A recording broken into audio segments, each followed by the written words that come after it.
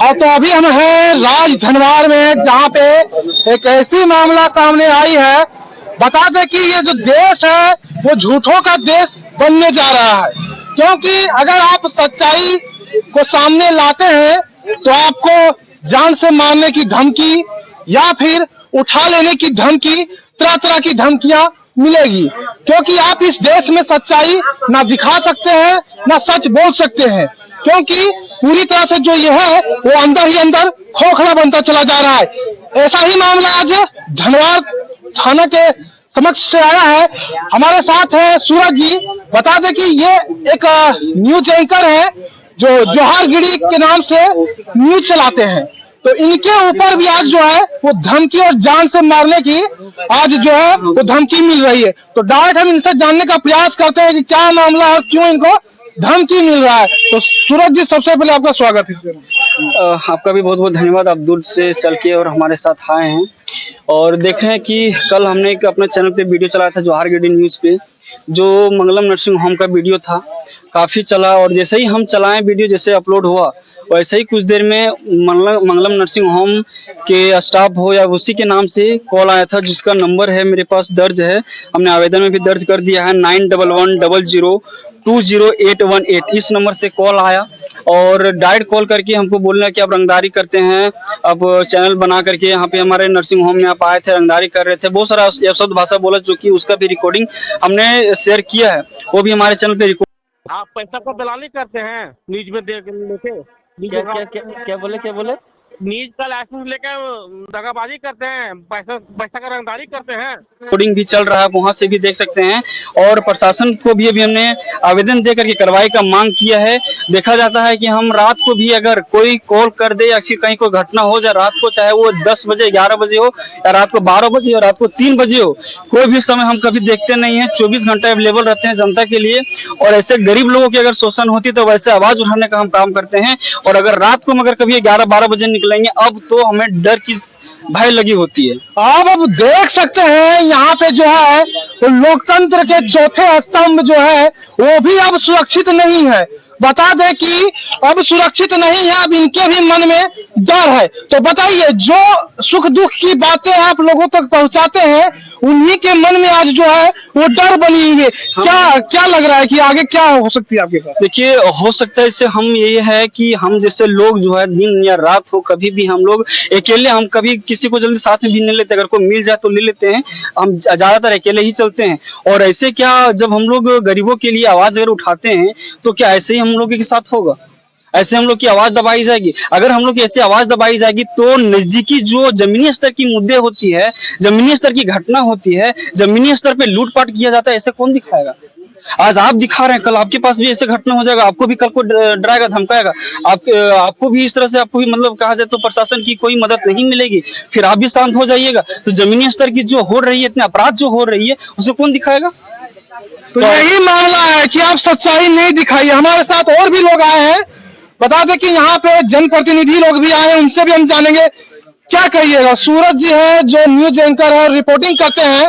लोकतंत्र के चौथे स्तंभ को भी दबाया जा रहा है और पूरे देश को जो सिस्टम है उसे अंदर ही अंदर खोखला बनाया जा रहा है, क्या कहिएगा?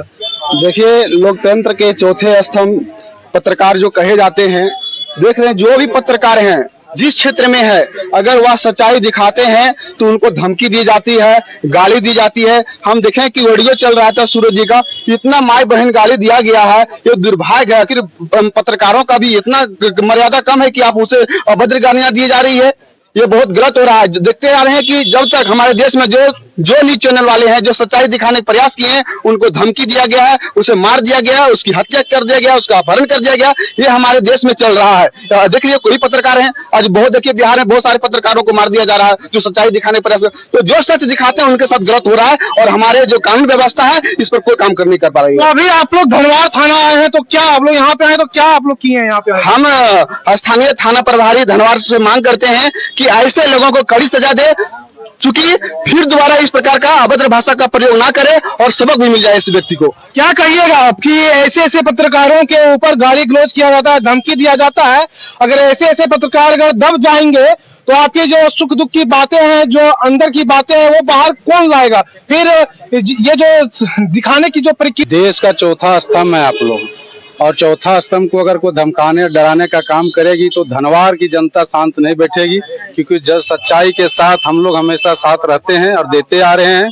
और मैं डीसी महोदय से मैं आग्रह करता हूं कि जो जैसे हॉस्पिटल बिना लाइसेंस का सर्टिफिकेट का जो डॉक्टर हैं, झोला छाप डॉक्टर हैं, जिनके इलाज के कारण पेशेंट का पैसा भी लग जाता है, ठीक नहीं हो पा रहा, इस पर जांच कर कानूनी कार्रवाई करे।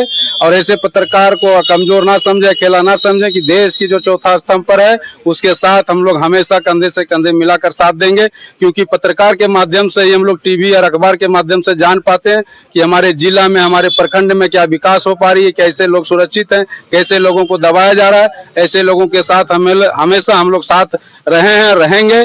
और मैं इस आवेदन पर अगर थाना प्रभारी से हम लोगों ने बात किया, इस पर जांच कर जल्द कठोर कार्रवाई करे, अन्यथा हम लोग उच्च अधिकारी के साथ मिलने का काम करेंगे। और जब तक इस पत्रकार को इंसाफ नहीं मिलता है, हम लोग इसकी कड़ी निंदा करते हैं। तो क्या कीजिए, अगर यहाँ के प्रशासन के द्वारा अगर काम नहीं किया जाता है तो आप लोग क्या सोच के रखें, क्या काम कीजिएगा आगे से? आगे हम लोग पहले ऊपर अधिकारी को हम लोग जानकारी देंगे। कुछ बिचौलियों के द्वारा, कुछ दलालों के द्वारा जो गाली गलौज दिया गया, उसकी मैं कड़ी निंदा करती हूँ। और ये जो पत्रकार के ऊपर जो खास करके जो टारगेट करने का काम किया है, ये बहुत ही गलत है। ऐसी नहीं होना चाहिए, क्योंकि पत्रकार एक ऐसी व्यवस्था है जिसे हम लोग हर चीजों को देख पाते हैं, सुन पाते हैं, और उन्हीं के अनुसार हम लोग वो आंदोलन भी कर पाते हैं। आप देखे होंगे कि जिस प्रकार से उस महिला का वीडियो हम सबको सामने आया था, सबों का आंखों में आंसू आ गया। ऐसे ऐसे दलाल है, बिचौलिया है, थाना, ब्लॉक, हॉस्पिटल, जो मरीज के पास खुद पैसा नहीं है, वो चंदा करके अपना इलाज करा रही है और उसके ऊपर ठगने का काम किया जा रहा है। उसका इलाज भी बेहतर नहीं किया जा रहा है, उसको और पेशेंट बना दिया जा रहा है। जब हमारे जोहार गिरिडीह न्यूज के ओनर सूरज भैया ने इस चीज को दिखाया, लोगों तक दिखाने का काम किया, तो उनके ऊपर अभद्र भाषा का प्रयोग किया, जान से मार देने की धमकी दिया है। ऐसे लोगों के ऊपर हम लोग आज अपने साथियों के साथ राजधनवार थाना आए हैं और आवेदन दिया हूं। और अगर हम लोगों को आश्वासन मिला है कि बहुत जल्द उनके ऊपर कानूनी कार्रवाई की जाएगी, अगर कानूनी कार्रवाई नहीं की जाएगी तो हम लोग उग्र आंदोलन करेंगे और थाना को घेराव करेंगे, थाना के गेट पे बैठेंगे, और जब तक उसके ऊपर कार्रवाई नहीं होगी तब तक हम लोग वहां से हटेंगे नहीं। तो हमारे साथ हैं पीड़ित परिवार, जिनका वीडियो सूरज जी चलाए थे। तो आइए हम उनसे भी जानने का प्रयास करते हैं क्या मामला था। क्या नाम हुआ आपका? मेरा नाम विजय विश्वकर्मा है। क्या मामला था और ये मतलब क्या चल रहा था वहाँ पे, बताइए। वहाँ चल रहा था कुछ नहीं, जैसे हम लेके गए थे वहाँ हॉस्पिटल में भर्ती करवाए, बोला ऑपरेशन है, ऑपरेशन करवाए। उसके बाद में बोला मतलब पैसा लगेगा इतना, 24,000 रुपया, मतलब डन किया 24,000 रुपया में। हम बोले ठीक है देंगे। बाद में फिर बोला कि 8,000 रुपया और लगेगा, उसमें भी दिए। उसके बाद फिर भी मतलब पेशेंट सही से रह नहीं रहा है। उसके बाद जो इधर दवा चल रहा है वो अलग से चल रहा है। बाकी बात फिर जब वहाँ से घर लेके आए, घर लाने के बाद में भी 2 दिन के बाद पक गया घाव। फिर लेके गए, फिर मतलब कि हल्का से चिराई करके उसको निकाला, उसको ठीक किया। फिर 1 दिन के बाद लेके गए, बोला कि नहीं अभी ठीक है। फिर 2 दिन रहा घर में, फिर से उसका मतलब गैस उठ गया। वहाँ लेके गए, 3 दिन भर्ती, बोला कि 3 दिन रखना पड़ेगा। कहाँ पे? मंगलम हॉस्पिटल में। मंगलम कहाँ पे? मनसाडी। मनसाडी लेके गए? हाँ। तो क्या पे बोला गया था वहाँ पे? वहाँ बोला गया था कि नहीं इसका गैस बन रहा है पेट में, और मतलब सिर्फ सलाइन ही चला रहा था, कुछ मतलब डॉक्टर बोलता ही नहीं था। सिर्फ नर्स को बोलता था ये दवा दे दो, ये दवा दे दो, ये दवा दे दो, दवा दे के बस। पेशेंट कौन थी आपकी? पत्नी थी। पत्नी थी आपकी? हाँ। कितने खर्च अभी तक हो गया था वहाँ पे? वहाँ और मतलब एक और हॉस्पिटल वहाँ यहाँ से रेफर कर दिया, बोल रहा था रांची ले जाने के लिए। तो रांची बोले मेरे पास उतना पैसा नहीं है, हम नहीं ले जा पाएंगे। तो बोला मंगलम में ले जाओ, मेरा ही हॉस्पिटल है। कहाँ पे?